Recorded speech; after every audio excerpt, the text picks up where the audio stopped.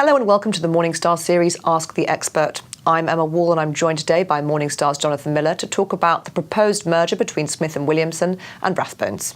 Hello, John. Hi, Emma. So, I suppose we should start by outlining who and what Rathbones are, and indeed who and what Smith & Williamson are. So they're both wealth management firms operating in the UK, predominantly to clients based here.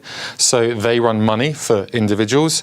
One thing to point out is that Smith & Williamson slightly differently build themselves as wealth managers, tax and accountancy. So that's a strand that they've got to their bow. It produces less profit on the bottom line. So when you were talking about mergers, could that be a disposal or still a part of what the group is as what's being proposed when they come together?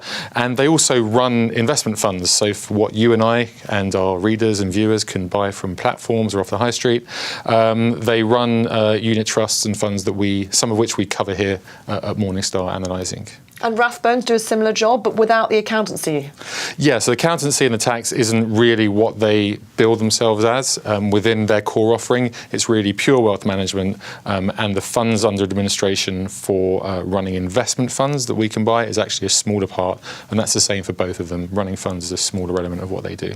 But we do rate, or Morningstar analysts rate, a couple of Rathbones funds, don't they? That's right. So from analyst coverage, so where we go and meet the managers and produce a qualitative analysis of the funds, we cover two funds solely from Rathbone. The Rathbone Global Opportunities Fund, run by James Thompson, that's got a silver rating, and the Rathbone Income Fund, run by Carl Stick. So when you have mergers or discussions of this kind, it can mean uncertainty.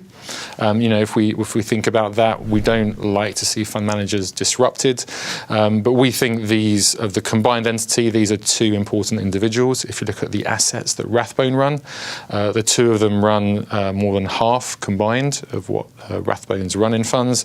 They've both been there for more than a decade, so we'd like to think that any coming together of the two entities, they'd still be an important part, and they'd want to disrupt them in the least way possible. Because we have seen in the past that the funds have been merged. I'm thinking here of the Schroders and the Cazenove merger, and Janus Henderson more recently is still up in the air in terms of what's going to happen with those end funds. Mm-hmm. But there will, of course, be efficiencies outside of just fund management, won't there? And presumably that's one of the reasons why they think this merger is a positive thing. Of course, when we look at mergers in general, the things coming up today are, especially in this space, are IT.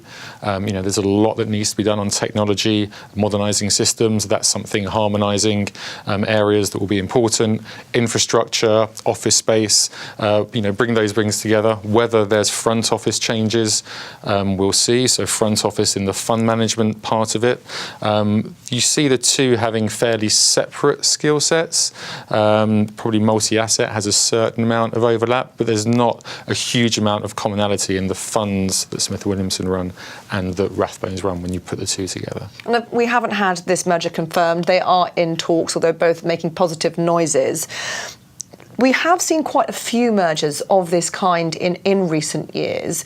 Is this, I suppose, a symbol of where we are in the economic market? Should we expect more big mergers of this kind? I think that broadly speaking, when we look at active management, that's a thing that's coming out at the moment is, flows have been difficult in active fund management, but there's also in individual deals, it's unpicking things. So if you mention Schroder, Cazenove happened a few years ago, we were looking at that at the time thinking, who's going to be still staying? The European team, the UK team? The things we're seeing more recently, so SLI and Aberdeen, Janus and Henderson, are much more about the word complementary has been used. There's different skill sets coming together.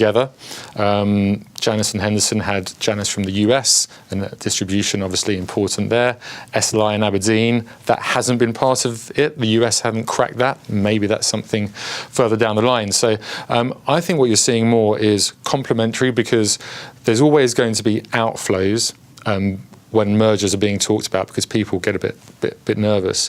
But going one step further and having loads of different teams that are in common to integrate, I think that'll be a bit of a red or danger zone in effect. So I think it's more about where are the different areas you can bring together, which should bring some more continuity and also cost savings. And for us at Morningstar, we like to see potential cost savings being passed to investors as well in terms of lower fees. Jonathan, whether that happens or not. we wait to see. John, thank you very much. Thanks. This is Emma Wall from Morningstar. Thank you for watching.